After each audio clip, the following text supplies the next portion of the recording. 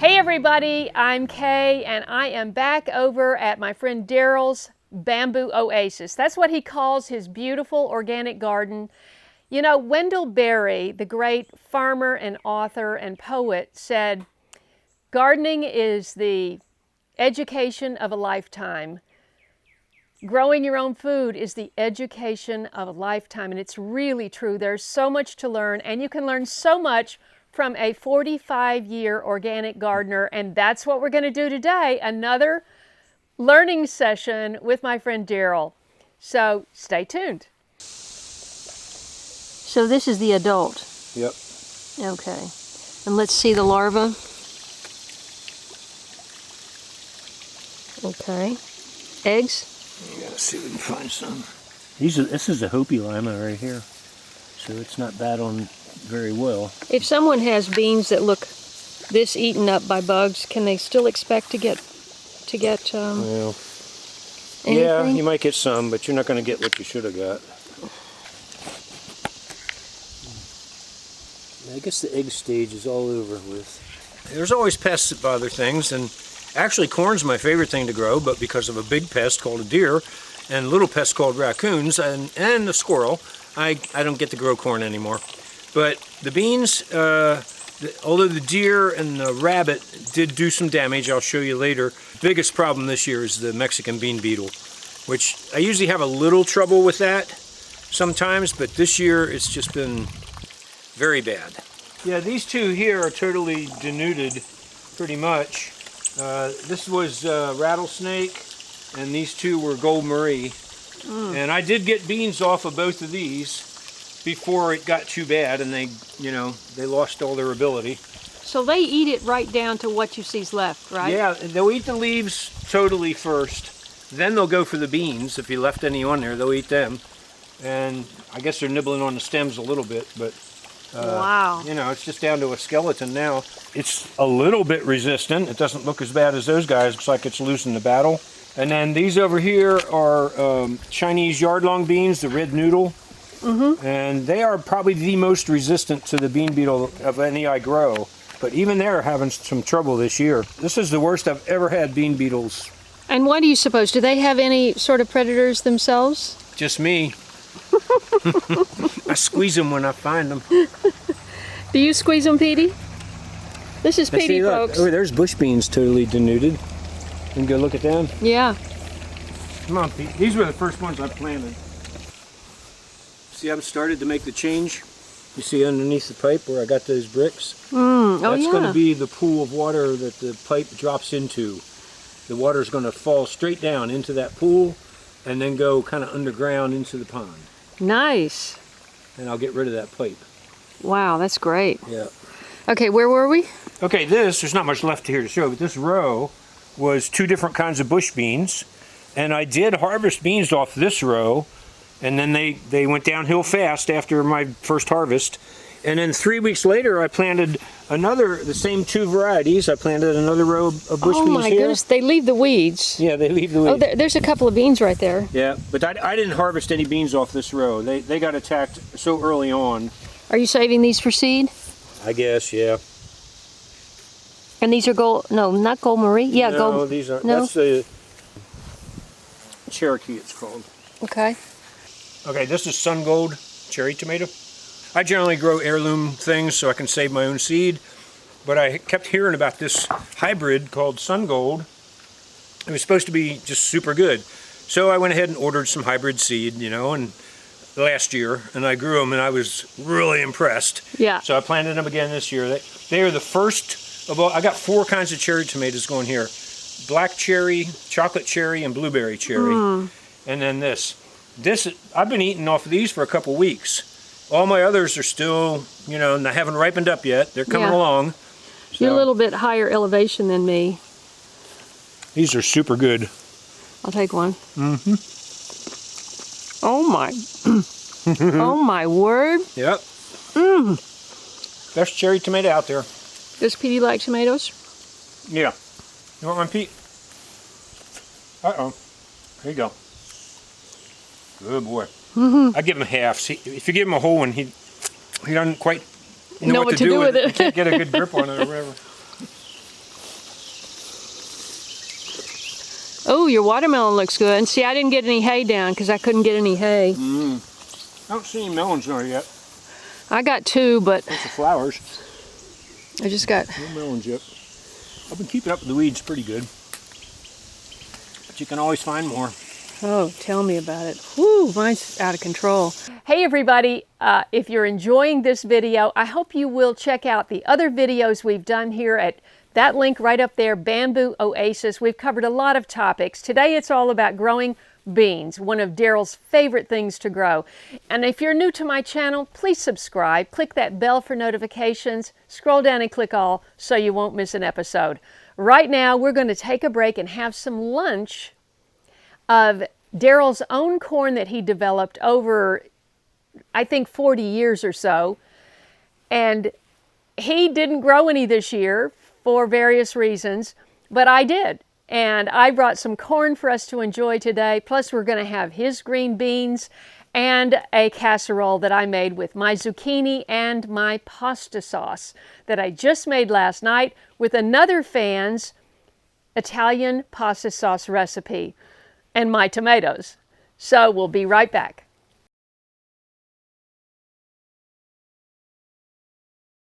Here's a trellis of climbing beans. This is this is scarlet runners. And you see they make really big fat pods with big fat beans in them. Which these are ready to harvest. See, I'll get these tomorrow probably. But you don't eat the pod, you just eat the bean. No, you got to take them out of the pod, but yeah. It's a big fat round bean. Oh yeah, right. I used to grow these. They are also getting eaten up by the bean beetle this year. Wow. They're looking pretty bad. That's probably the last that they'll make for me. And then this is the Christmas lima, which you see it makes really big pods, and once it swells up, there'll be big lima beans in there. And it's, you know, limas generally do better, I think, against the bean beetle than just other kinds of green beans or whatever. But you can see it's having trouble too. Even though it's a lima bean. And then up here, well, I just have to point out how good these squash look, whatever it is. Oh, but you got a bean. That's a bad one, right? What do you mean? That beetle is bad. Yeah, it looks like a bean beetle. Yeah. Okay. Yeah, I don't know what's this. This was supposed to be a summer squash, like a yellow crookneck or something, and it's just crawling all over the place. I still don't know what it is. It might be one of those little miniature gourd plants, which I don't want. Oh, right. Oh, look, yeah, it is. Is it? That's the miniature gourd, right? I don't know. That's different looking. Oh. I don't know. That might. God, this looks like the mystery squash that Denise gave me. Oh man. It looks very similar. Okay. And it's great. That's crazy. I keep close track of what I, plant. I can't believe I would have mixed something like that up. Yeah. You're good with the whole seed saving thing. Now these two arbors here are the closest to the forest. And this is where the deer, they come out and munched on these beans really bad. I mean, so hardly any were growing up there, and now the bean beetle's hitting them, and so I'm not going to get any beans off these two this year. Wow, all that work. Yep, all that work. And then this arbor here is a pole lima bean, and again, showing much better resistance than the other ones, again, but they're being attacked too. Yeah, I see a beetle from here. Yeah, when you have these bean beetles attacking, I mean, you want to definitely keep your plants wet. If you combine a drought with the bean beetles, they're gonna wipe things out real quick. The beans they're stressed or whatever. You want them able to do their best. They need to have a lot of water, and that'll help them fight the beetles off. Oh, I see. Okay. Just because they're extra healthy and at their best. Right. Well, and I didn't do that, so that's good to know. Yeah. Okay, so keep your beans nicely watered, and it will help to fight off the invasion. Yep. Right? Okay. All right, we'll go around the front of the house now. Okay. I just asked Daryl about this vine here, and what were you saying? There are two kinds of morning glory? Yeah, there's one with a kind of a heart-shaped leaf, and then one like this. But they make tons of here's a little flower right here. Yeah, it didn't open up yet, but They make a whole bunch of flowers, and then of course they make a whole bunch of seed, and next year you have this even more.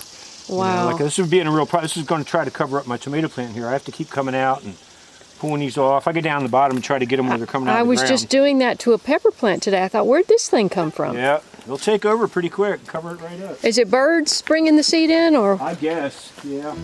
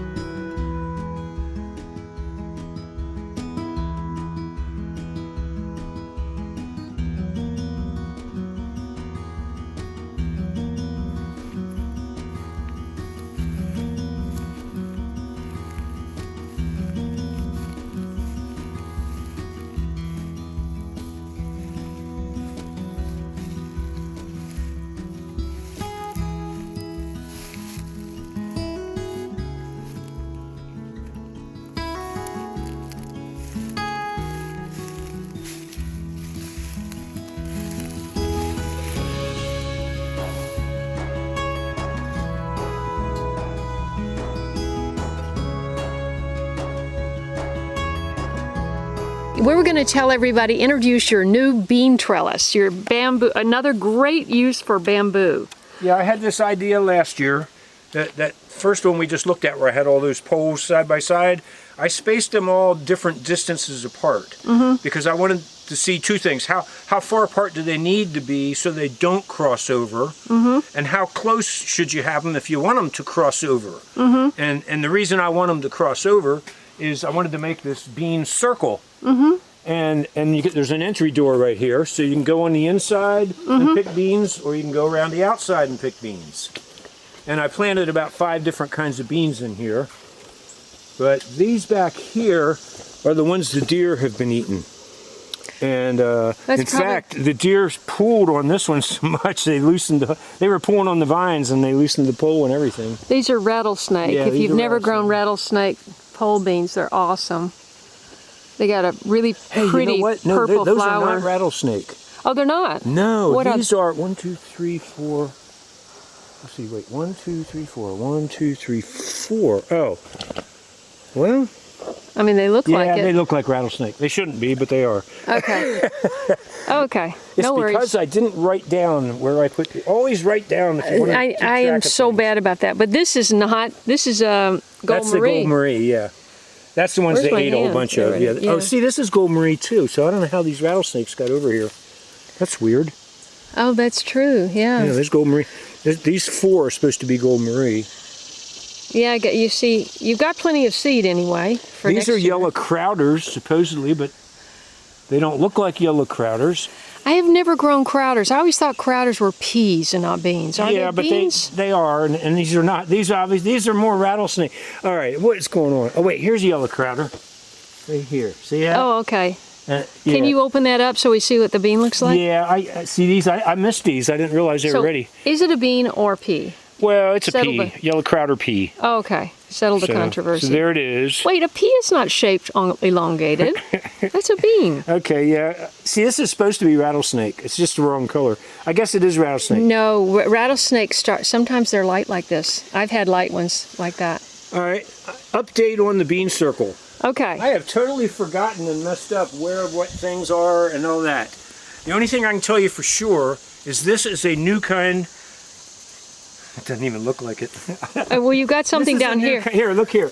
This is a new kind of Chinese yardlong bean I never grew before. Oh my goodness. It's called mosaic. That is amazing. Gosh, look at this. We're going to have to talk about this, Daryl. See, these look like somehow, it's like some little elf came out here and planted rattlesnake beans on all my plants. After you got everything planted, they came out and said, we're going to play a trick on you. I think they did. And we're going to switch them all up. Uh-oh, what's happened over here? My tomato, I guess it just fell. These are Cherokee purples. And all these plants are absolutely loaded. Too heavy. When I come in here and start eating these things, whoo! I'm going to have a big pile of them. You know, I think you're going to have as many tomatoes as me with less plants. How many total plants? You have 50? Close to 50, I'd say, yeah. You got 50 cages, right? Yeah. And you know, last year was a lousy tomato year, and actually the last several years have been disappointing. But this year's looks incredible. Isn't this the first time you've done it here? Done these here? In this bed, yeah. Because this was your corn area. Right, right. Yeah, this was corn last year. Yeah. This was the raccoon feast area.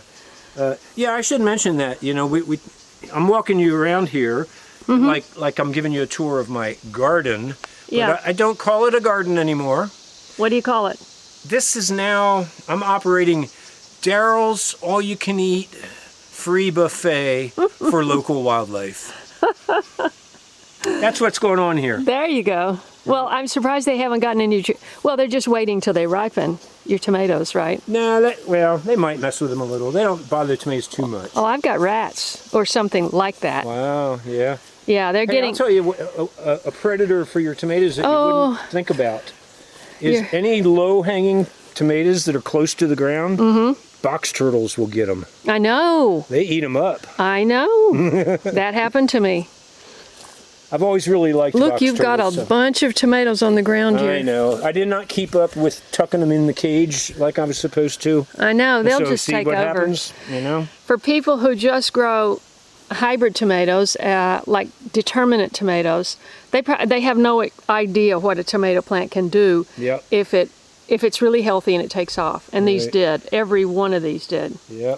Are these all the same or no? Yeah, this is all Cherokee purple. Wow. You're going to have to save me some seeds. Yeah. Well, and see how I've clustered them away from each other. Like you know, I learned, I didn't realize this last year. You can grow cherry tomatoes right next to each other, and it's very unlikely they're going to cross with each other. You can go ahead and save seed from, like I got that, the row there is 4 different kinds of cherry tomatoes in a row. Okay, and I'm not worried. I'll save seed off of them. They're going to be okay. But I have had bad luck now in the past years, but growing the big tomatoes because they cross with each other, or you know, and you don't get the same thing next year. And so this year I put the Cherokee purple here. Then I have a row of the cherry tomatoes, which I'm not worried about crossing with the Cherokee. No, And then way up there by that where the teepee was on the pole, that's Berkeley tie-dye cluster. And so I don't think they're far enough apart. You know, hopefully they won't cross. Right. And so I did that with all my big tomatoes this year. They're all separated by distance, and they might have a cherry tomato variety in between. I grew a lot of potatoes this year, and they did really, really well. I'm just blown away every time I dig how many I get off just one plant. And so I've got this section, and that section over there was planted about 3 weeks behind. And the ground ivy has covered it up now, but there's lots of potatoes under there. I'll just go in there and start digging. Yeah, you know they're down there because you can see the dead plants here. Once the plant starts dying back, it's time to dig. If you want. Now, I don't dig all my... I'm not going to come out here and dig this whole thing up. No. I dig it as I need it. But you can't always do that, and there's disadvantages to doing that. The advantage is they seem to keep pretty well in the ground. And so, but if we get into a long stretch of rain and the ground's just soaking wet for a while, they can rot. And then the other thing is, even if it's dry, the voles get in there and eat some. So you might have some loss to voles, but this has worked for me pretty well. Just, you know, dig them as you need them. Hey, Daryl, while we're here, just since this is called Bamboo Oasis, the all-you-can-eat buffet for wildlife, you want to mention what happened to your bamboo this year? Yeah, why don't you show them that back over there? Yeah. Okay, see how brown and dead looking that bamboo is? Yeah. Oh, my bamboo everywhere looked like that because in December we had a cold spell. And I mean really cold. It got down to -8 degrees here. And it stayed below freezing for 4 days in a row. Even during the day, it did not come up above freezing. Oh, well. And it turned all the bamboo brown. I've never seen that happen before. I had 1 or 2 species that would brown out, and then they'd green up right away in the spring. Is that why you have the poles over there? You cut a lot of them? Yeah, I've been clearing out dead stuff and all. Will those come back? Now those No, are... I think not. Now it's just too long. I didn't think any were going to come back. Those over there just started to come out maybe in the past week or two. Mm-hmm. It started to green up, and I didn't think there's still a lot of brown ones out there. Mm-hmm. So I didn't know if they were going to make it. But Wow. yeah, it was a severe cold snap for sure. These are the red noodle beans, but this is what the bean beetles are doing. They're actually eating the beans now. See? Wow. Yeah. Wow. Here's a nice, this is a good stage. I like to harvest them when they're like this, real skinny and tender. Maybe you should take those right now, Because Daryl. when they get bigger and chunkier, see, it's starting to form seeds inside there now. This would still be okay. But if you let it go too far, it just gets kind of tough. Or eaten. Yeah, you want to just save the beans inside. All right, you got one more down in the lower garden, and then we're going to talk about how to deal with disappointment. How to deal with, ooh, that looks like my nemesis there. What? Oh, no, that almost looked like poison ivy, but that's raspberries or something. Yeah, Japanese wineberry. Oh, that's your wineberry, right. That's very misleading, boy. Those three leaves are right together. Daryl gave me wineberry starts, and I started it 3 different times, and I couldn't get them to grow. If you saw the very first, very popular video of Daryl's, he's pointing up at this archway here. Which has Okay, fallen apart this is over the years. lower garden. What? It has fallen apart a lot. It was a lot more up there than there is now. Yeah, that's true. Big pieces. I'm going to rebuild it soon, make it fancy. Yeah. All right, this whole row right here. Mm-hmm. It's all beans and different varieties. Oh, I meant to bring the little map so I could tell you for sure what they were. But these are the red noodles in here. Yeah, here's some hanging. And then I got a bunch of gold Marie. And look how good these gold Maries are. This is a gold Marie pole bean, just like the one that was up there, the first one I showed you. Mm-hmm. And it makes these big, nice, good-sized beans. These are perfect for eating right now. Oh, they are? Yeah, these are just right. They got a little bit of swelling in there, but they're tender. Just when okay. you get them, or that's good too. You can get them. Okay, I didn't realize that. Okay. Yeah, these are all ready to eat. Okay. And these are looking good. They're not. The bean beetles aren't hitting them so bad. Okay, now we switch to a different kind of bean right here. Lima? It's a lima. Yeah. I can't remember Which one? for sure which one. I was going to bring that paper with me. I did make a map of this one. Look at all these grapes. I'm so jealous. Yeah, look at this. I've never had so many. But You got to cover this up, Daryl. squirrel's going to get them. No, you got to cover it. And you see these 2 pear apple trees right up here. Are they loaded? They were absolutely loaded with golf ball sized fruit a few weeks ago. And they're gone. Squirrel ate them all. Squirrel ate them all. It's the Bamboo Oasis, all you can eat. Yeah. Wildlife buffet. Free buffet. Yeah, free buffet. All you can eat free. That's rattlesnake, right? Yep. Yeah. So see, now some of these are not looking too bad with the bean beetle damage. Right. They're looking pretty good. I'll get beans off of this. Mm-hmm. This is a kind of lima up and through here, I'm pretty sure.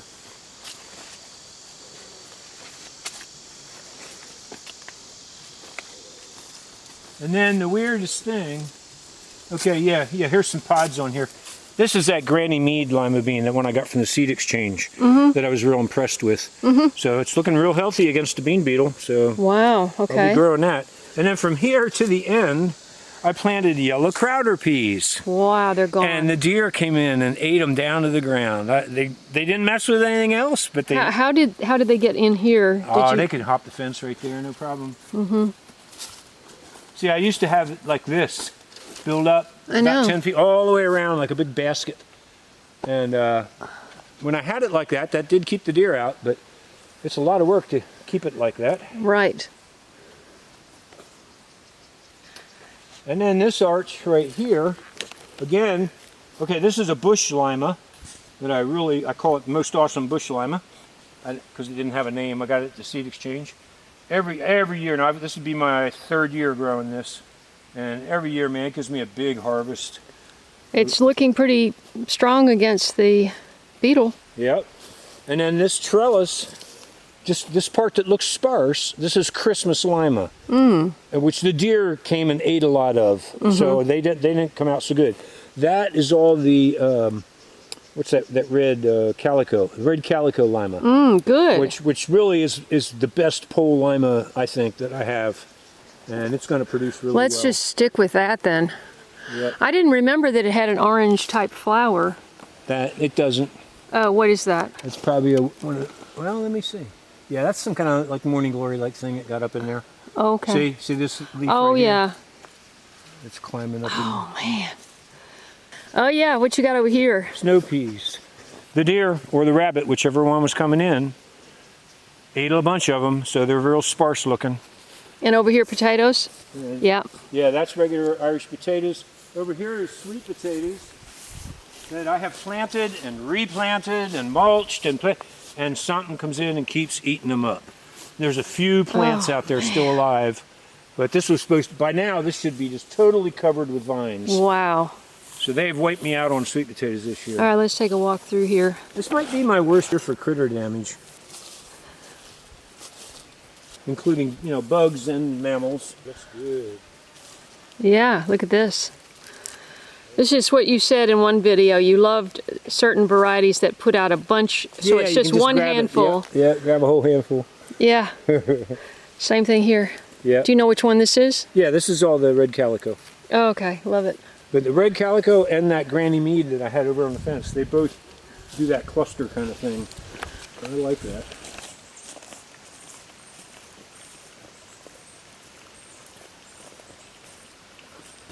Well, I think that maybe the main way to deal with the disappointment of all the critter damage or maybe loss to a hailstorm or whatever, the losses that happen when you garden, I think that the first thing is you need to realize that is going to happen every year. You're not going to have a perfect garden where everything grew the maximum way it should and you got the largest harvest you ever had, and it happens every now and again. And maybe it'll happen with tomatoes this year, and corn will be lousy, or your potatoes didn't do good but your beans did, or that's every year. You can count on that every year.